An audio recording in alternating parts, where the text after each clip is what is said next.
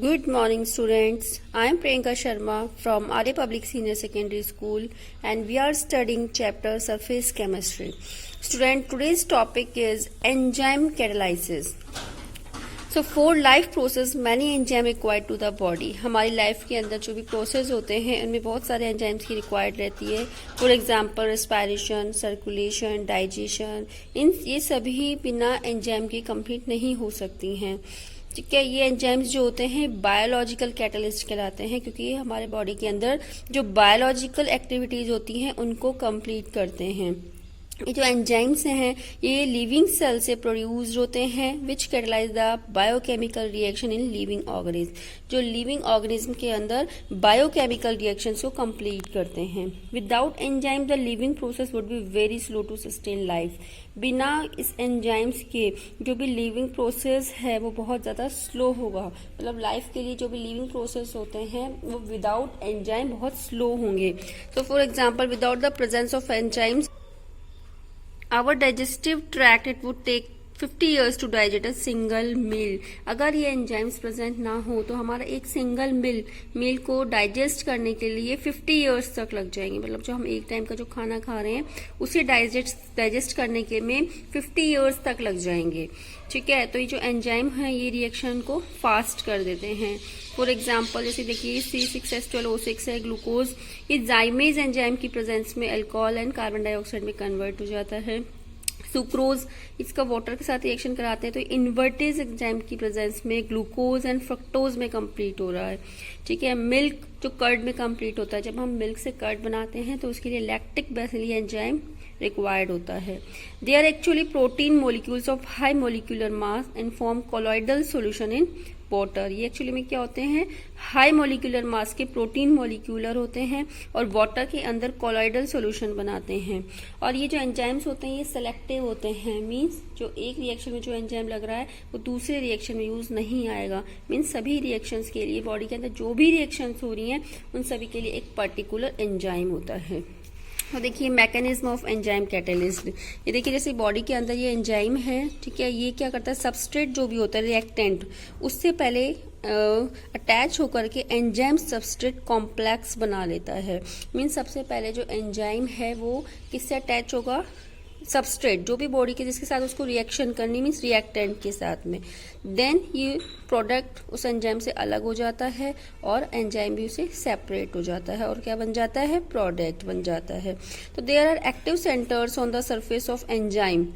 और जो एंजाइम की सरफेस होती है उस पर एक्टिव सेंटर्स होते हैं. These cavities are of characteristic shape and possess active group. तो इन कैविटीज के अंदर जो मतलब एक कैरेक्टरिस्टिक जो शेप के एक्टिव ग्रुप्स होते हैं जैसे NH2COH SHOOH. The molecules of the substrate जो रिएक्टेंट के जो मॉलिक्यूल्स हैं विच हैव कम्प्लीमेंट्री शेप. तो उनकी शेप भी इस तरीके की होती है कि वो इन एंजाइमों के अंदर अच्छे से फिट हो जाती है. जस्ट लाइक अ की फिट इनटू अ लॉक. जैसे कि हमने देखा है एक लॉक के अंदर उसकी एक फिक्स चाबी होती है, की होती है. उसी तरीके से इनके अंदर भी जो एंजाइम होते हैं उनकी एक्टिव साइट होती है और उसके अंदर उस रिएक्टेंट के मॉलिक्यूल जो होते हैं वो उसी शेप के उसके अंदर फिट होते हैं. इसीलिए जो एंजाइम्स होते हैं वो सिलेक्टिव होते हैं. मतलब हर रिएक्शन के लिए अलग होता है, क्योंकि जैसे हमने देखा हर लॉक की चाबी जो होती है अलग होती है, इसी तरीके से हर लिविंग प्रोसेस के लिए जो एंजाइम होते हैं वो भी सेपरेट होते हैं. तो जैसे देखिए ये एंजाइम है और ये सबस्ट्रेट है. इसे कंप्लीट करके एएस बना लिया है, मैं एंजाइम सबस्ट्रेट कॉम्प्लेक्स बना लिया है. अब एंजाइम सबस्ट्रेट कॉम्प्लेक्स से क्या बना है, एंजाइम प्रोडक्ट बना है. और नेक्स्ट रिएक्शन में जाकर के एंजाइम और प्रोडक्ट दोनों सेपरेट हो गए हैं और हमारा जो एंजाइम है वो सेपरेट हो चुका है प्रोडक्ट से. ठीक है, नेक्स्ट हमारा जो टॉपिक आता है shape selective catalysis by zeolites. Exam में काफी टाइम पूछा गया है कि what is the shape selective catalysis. उसको बोला जाता है जियोलाइट्स. तो zeolites are microporous aluminous silicates of the होते हैं. एल्यूमिना जियोलाइट्स क्या होते हैं, माइक्रोपोरस एल्यूमिनो सिलिकेट्स. मतलब उसके अंदर छोटे छोटे जो एल्यूमिना सिलिकेट्स होते हैं उसके अंदर छोटे छोटे पोरस होते हैं, छेद होते हैं, छिद्र होते हैं. ठीक है, इनका जो जनरल फॉर्मूला होता है वो है MnAlO2 का ब्रैकेट X SiO2 के पास Y एंड बड़ा ब्रैकेट जो लगा के हमने Z लगाया है डॉट MH2O, इन हाइड्रेट होते हैं वाटर के साथ में इनकी रिएक्शन होती है। Where N is the valency of the metal cation, यहाँ जो N है ये उस मेटल, जो हम यहाँ मेटल लेंगे सोडियम है पोटेशियम है, उसकी वैलेंसी होगी। They are 3 dimensional network silicates, ये 3 डायमेंशनल नेटवर्क में होते हैं और इनके अंदर कुछ सिलिकॉन एटम्स जो हैं वो एल्यूमिनियम एटम से रिप्लेस हो जाते हैं इस तरीके से। Zeolites to be use as catalyser heat in vacuum, इनको जियोलाइट्स को जो कैटलिस्ट होते हैं इनको वैक्यूम में, जहाँ एयर नहीं होती है वहाँ हीट किया जाता है so as to push out molecules of hydration. तो ये क्या करते हैं, जो वाटर के मोलिक्यूल होते हैं उनको बाहर निकाल देते हैं। Pore size in zeolites is generally in range 260 to 740 pm, इनका जो साइज होता है 260 से 740 पिकोमीटर तक होता है। Pores can trap only those molecule whose size small, ये केवल उन्हीं को ही ट्रैप कर पाते हैं, इनमें जो पोर्स होते हैं केवल उन्हीं मॉलिक्यूल्स को ट्रैप कर पाएंगे जो इनके अंदर इजीली, जिनका साइज स्मॉल होता है और इनके अंदर एंटर हो सकें या उनकी कैविटीज को लीव कर सकें। ठीक है, तो एक तरीके से क्या होता है, जैसे छलनी होती है इस टाइप के होते हैं, इनके अंदर छोटे छोटे छेद होते हैं इनके अंदर, और उसके अंदर से ये उन्हीं मॉलिक्यूल्स को ट्रैप कर पाते हैं जिनका साइज बिल्कुल इनके साइज के इक्वल होता है। तो ये क्या करते हैं, पहले ये वाटर के साथ में रिएक्शन करते हैं, फिर इनको जब वैक्यूम में हीट किया जाता है तो ये वाटर को मॉलिक्यूल्स को लीव कर देते हैं और जो रिएक्टेंट होता है उसको ये एब्जॉर्ब कर लेते हैं अपनी सरफेस पर। ठीक है, और फिर उनसे रिएक्शन होती है। फॉर एग्जांपल देखिए, जैसे alcohols are converted into gasoline, जैसे अल्कोहल को गैसोलीन में कन्वर्ट करने के लिए जियोलाइट कैटलिस्ट यूज किया जाता है ZSM5। इसका जो फॉर्मूला होता है zeolite sieve of molecule porosity है N-5। तो कई बार फॉर्मूला पूछ लेते हैं या फिर पूछ लेते हैं अल्कोहल को गैसोलीन में कन्वर्ट करने के लिए कौन सा ये कैटलाइज यूज करते हैं, जियोलाइट कैटलाइज, तो उसका फॉर्मूला क्या हो जाएगा ZSM5। या फिर इसके और भी एग्जांपल्स हैं, ये देखिए परम्यूटेड Na2Al2Si2O XNH2O, इस तरीके से इसका फॉर्मूला बनता है, इसे सिर्फ आपको याद करना है, परम्यूटेड Na2Al2Si2O एंड XH2O। या फिर क्या हो जाएगा इरिनॉइट Na2K2CaMgLO2 SiO2 का होल ट्वाइस 6H2O, ये इरिनॉइट का फॉर्मूला है और ये हमको क्या करना है, इसको हमको याद करना है इसको हमें। Now next topic is characteristics of enzymes. तो first is high efficiency, enzyme catalyst increase the speed of reaction up to 10 million times as compare to the uncatalysed reaction. जो एंजाइम्स की प्रेजेंस में जो भी रिएक्शंस होती हैं वो reaction की स्पीड को 10 मिलियन टाइम इंक्रीज कर देती हैं, और यदि हम उनको अनकैटलाइज्ड रिएक्शन की स्पीड में कराते हैं तो रिएक्शन की स्पीड बहुत ज़्यादा स्लो हो जाती है।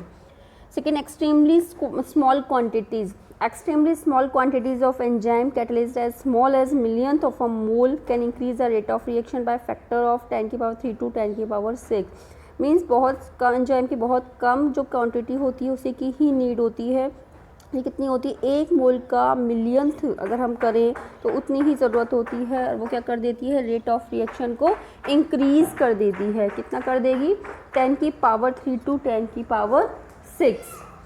Third point is specificity, the enzyme catalyse are highly specific nature. मैंने आपको अभी बताया था ये कैसे होते हैं, नेचर में हाईली स्पेसिफिक होते हैं। Almost every biochemical reaction is controlled by its own specific enzyme. जो भी बायोकेमिकल रिएक्शंस होगी उसको उसका खुद का ही स्पेसिफिक जो एंजाइम है वही कंट्रोल करेगा।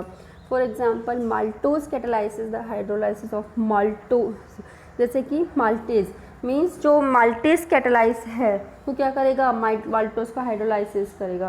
तो इसमें सिर्फ हम माल्टेज एंजाइम ही यूज़ कर सकते हैं और कोई एंजाइम यूज़ नहीं करेंगे।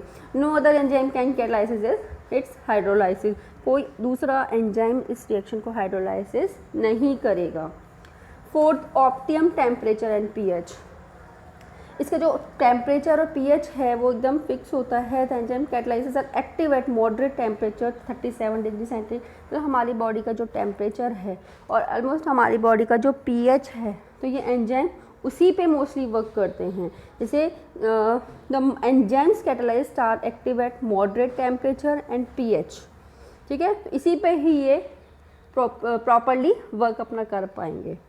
Control of activity of enzyme, the action of enzyme catalytic reactions are controlled by various mechanisms। ठीक है। जो एंजाइम कैटालाइट की रिएक्शंस होती हैं उनको बहुत सारे मैकेनिज्म कंट्रोल करके रखती है and are inhibited by various organic and inorganic molecules. और इनको बहुत सारे जो ऑर्गेनिक और इनऑर्गेनिक मॉलिक्यूल्स हैं वो क्या कर देते हैं, इनहिबिट कर देती है, मतलब रिएक्शन को रोक भी सकते हैं, स्पीड को उनकी कम भी कर सकते हैं। 6. The activity of most enzyme catalyse is closely regulated. Means जो एक्टिविटी होती रहती है मोस्टली एंजाइम कैटालाइज की वो क्लोजली रेगुलेटेड होती रहती है, मतलब एक बार एंजाइम की रिएक्शन हो जाती है कंप्लीट तो दोबारा वो रिएक्शन अपने आप ही कंप्लीट होती रहती हैं। 7th पॉइंट, कैटालाइटिक एक्टिविटीज और enzyme is greatly enhanced by the presence of activators और को एंजाइम। ठीक है, कैटालाइटिक जो एक्टिविटी होती है वो एक्टिवेटर या को एंजाइम्स की प्रेजेंस में उनकी स्पीड इंक्रीज हो जाती है। एक्टिवेटर्स और मेटल्स आयन, जनरली क्या होते हैं एक्टिवेटर्स, मेटल आयंस होते हैं, sodium, manganese, cobalt, copper, which get weakly bonded to enzyme, जो एंजाइम के साथ वीकली बॉन्ड बना लेते हैं and therefore promote their catalytic action, और उनके कैटालाइटिक जो एक्शन है उसको इंक्रीज कर देते हैं। In some cases most active enzymes are associated with some non protein components. Most active, कुछ केसेस में क्या होता है, मोस्ट एक्टिव एंजाइम्स जो होते हैं कुछ नॉन प्रोटीन कंपाउंड जो उनकी एक्टिविटी के लिए रिक्वायर्ड है उनसे अटैच हो जाते हैं। These are generally metal ions और small organic molecules and are collectively called coenzymes. ठीक है, इनको क्या कहा जाता है, कोएंजाइम्स। और कुछ कॉमन मेटल्स ऐसे होते हैं जैसे zinc, magnesium, manganese, iron, copper, cobalt, molybdenum and potassium and sodium. In some cases the enzyme activity can be reduced or inhibited by the presence of certain compound. कभी कभी इनकी activity in compound की presence में ऐसी हो जाती है, inhibit हो जाती है या फिर रिड्यूस्ड हो जाती है, is known as enzyme inhibitor. Means enzyme की जो रिएक्शंस होती हैं उनको क्लोजली भी क्या रहती है, एक दूसरे से रेगुलेट रहती हैं वो, तो इनको प्रमोट भी किया जा सकता है और उनको क्या किया जा सकता है, इनहिबिट भी किया जा सकता है। तो कुछ ऐसे आइटम्स होते हैं, आयंस होते हैं या फिर जो उनके साथ में अटैच होकर उनकी रिएक्शन की स्पीड को इंक्रीज कर देते हैं, और कुछ मेटल आयंस ऐसे होते हैं जो उनकी स्पीड को रिड्यूस कर देते हैं, उसे कहा जाता है एंजाइम इनहिबिटर्स। यस, जो हमारा न्यू टॉपिक स्टार्ट होता है दैट इज कॉलॉइडल स्टेज। ठीक है, तो हमने इसलिए क्या किया, देखिए पहले इसको समझिए कॉलॉइडल होता क्या है। हमने 3 बीकर लिए हैं, हमने एक बीकर में वाटर प्लस NaCl का सोल्यूशन लिया है, मतलब वाटर में हमने NaCl को मिक्स किया है। तो देख हम जब देखते हैं कि वाटर और NaCl को जब हम मिक्स करते हैं तो कैसा सोल्यूशन बनता है, होमोजीनियस बनता है। मीन्स जो NaCl है वो उसके अंदर अच्छे से डिजॉल्व हो जाता है। ठीक है, तो इस जो सोल्यूशन बनेगा इसको बोला जाएगा ट्रू सोल्यूशन। मीन जब भी कोई सोल्यूट किसी सॉल्वेंट के अंदर मिक्स किया जाएगा और वो अच्छे से डिजॉल्व हो जाएगा तो it is called true solution. ठीक है, जो कैसा बनेगा सोल्यूशन, होमोजीनियस। ठीक है, अब इनके जो पार्टिकल्स हैं उसका साइज जो होगा वो 0.1 नैनोमीटर टू 1 नैनोमीटर तक होगा। मतलब पार्टिकल का साइज इतना छोटा है कि हम माइक्रोस्कोप में भी शायद नहीं देख सकते हैं इनको। ठीक है, उसके बाद आता है हमने दूसरे बीकर में वाटर प्लस सैंड लिया है। तो हम देखते हैं कि जब हम उसको अच्छे से चेक करते हैं तो जब हम उसको मिक्स करते हैं तो वाटर पार्टिकल्स में मिक्स हो जाते हैं और कुछ देर बाद रखने पर वो नीचे सस्पेंडेड हो जाते हैं, मतलब नीचे की तरफ, नीचे सरफेस पर बैठ जाते हैं। ठीक है, तो इसे कहा जाएगा सस्पेंशन, क्योंकि वो उसके जो पार्टिकल्स हैं, सब्स्टिट्यूट के जो पार्टिकल हैं, सॉल्यूट के जो पार्टिकल हैं वो बीकर के अंदर क्या हो गए हैं, सबस्टैंड हो गए हैं, इसलिए कहा जाएगा सस्पेंशन। इसका जो साइज होगा 10⁻³ नैनोमीटर से लार्जर होगा। ठीक है, थर्ड जो हमने बीकर लिया है उसमें हमने वाटर प्लस स्टार्च लिया है। ठीक है, अब इसमें हम ये देखते हैं कि ना तो पार्टिकल्स अच्छे से डिसॉल्व होंगे और ना ही पार्टिकल सरफेस पर सस्पेंड होंगे। ये कैसे रहेंगे, इनको बोला जाएगा कॉलॉइड्स, और ये हेट्रोजीनियस सॉल्यूशन होते हैं। इनका साइज 1 नैनोमीटर टू 10⁻³ नैनोमीटर तक होता है। मीन्स जो हमने ट्रू सॉल्यूशन बनाया था उसका साइज था 0.1 nanometre to 1 nanometre, suspension 10⁻³ nanometre and colloids 1 nanometre to 10⁻³ nanometre. तो जो कॉलॉइड है वो स्ट्रक्चर है जो ट्रू सॉल्यूशन और जो सस्पेंशन है उनके इंटरमीडिएट स्ट्रक्चर है, मतलब उनके बीच की मतलब सॉल्यूशन है ये। और इस जैसे आप वाटर के अंदर जैसे हम मैदा यूज करते हैं तो वाटर के अंदर मैदा मिलाते हैं तो वो एक कॉलॉइडल सॉल्यूशन है। वाटर के अंदर हम फ्लोर मिक्स करते हैं वो भी एक कॉलॉइडल सॉल्यूशन है। ठीक है, तो कॉलॉइड एक्चुअल में होते क्या है, when the size of the particles is between 1 nanometre to 1000 nanometre, 1000 1000 nanometre it behaves like a colloid. किसकी तरह बिहेव करेगा? ये कॉलॉइड की तरह करेगा। Crystalloid when the size of the particles is less than 1000 nanometre, ठीक है, इस बिहेव एज क्रिस्टलॉइड, उसे क्या कहा जाएगा? क्रिस्टलॉइड कहा जाएगा। तो इस तरीके से हम कॉलॉइड्स के बारे में पढ़ते हैं। जो कॉलॉइड्स होते हैं उसके पार्टिकल्स ना तो अच्छी तरह से डिसॉल्व होते हैं सॉल्वेंट के अंदर और ना ही सरफेस पे सस्पेंड होते हैं। तो ये जो सॉल्यूशन बनता है ये ट्रू सॉल्यूशन और जो सस्पेंशन है उसके बीच में का होता है। ये उसके पार्टिकल का जो साइज है वो भी कैसा होगा? उसके बिटवीन होगा। किसके? True solution and suspension. Then disperse phase, देखो फेज होती है कॉलॉइड्स की। Disperse phase is present in small proportion and is just like a solute in a solution. जैसे हम सॉल्यूशन में क्या लेते हैं? सॉल्यूट और सॉल्वेंट लेते हैं। जो कम होता है वो सॉल्यूट और ज्यादा होता है वो सॉल्वेंट। अब इस तरीके से डिस्पर्स्ड फेज क्या हो जाएगी? जो स्मॉल प्रोपोर्शन में प्रेजेंट है और एज अ सोल्यूट बिहेव करता है। जैसे हमने स्टार्च और वाटर का सोल्यूशन बनाया तो स्टार्च जो है यहाँ पर एक डिस्पर्स्ड फेज है क्योंकि पानी हम ज्यादा लेंगे और स्टार्च हम कम मिलाएंगे, ठीक है। उसी तरह से जैसे हमने वाटर और NaCl का सॉल्यूशन हमने बनाया तो वाटर में जब हम NaCl मिला रहे हैं तो NaCl as a disperse phase work करेगा। Then dispersion medium dispersion in excess, ये एक्सेस में होता है जस्ट लाइक अ सॉल्वेट। जैसे कि अभी हमने स्टार्च और वाटर का जो सॉल्यूशन बनाया था इसमें वाटर क्या एक्ट कर रहा है? Dispersion medium. जैसे NaCl प्लस वाटर बनाते हैं तो पानी में हम सॉल्ट डिसॉल्व करते हैं तो सॉल्ट तो डिस्पर्स फेस हो जाएगा और वाटर क्या हो जाएगा? Dispersion medium. अब depending upon the nature of the dispersion medium, जो डिस्पर्जन मीडियम के अकॉर्डिंग इसका नेम स्पेसिफाई किया जाता है। जैसे डिस्पर्जन मीडियम अगर वाटर है तो उस कोलॉइड सॉल्यूशन को बोलेंगे हाइड्रोसोल। अगर अल्कोहल है तो अल्कोसोल, बेंजीन है तो बेंजोसोल, एयर है तो एयरोसोल। तो अकॉर्डिंग किस पे डिपेंड करता है? डिस्पर्जन मीडियम पे डिपेंड करता है, ठीक है। हमारा जो नेक्स्ट टॉपिक स्टार्ट होगा वो है टाइप्स ऑफ सॉल्यूशन। इसको हम 3 पार्ट्स में डिवाइड करेंगे। एक तो true solution, colloid and suspension, और इसी की डिटेल पढ़ेंगे जो हम नेक्स्ट क्लास में पढ़ेंगे, ठीक है। तो आज के जो टॉपिक हैं ये कंप्लीट हो गए हैं और कल की क्लास में जो है संडे को आपका टेस्ट होगा और उसकी जो डिटेल है वो मैं आपको सेंड कर दूंगी। Okay, thank you so much students.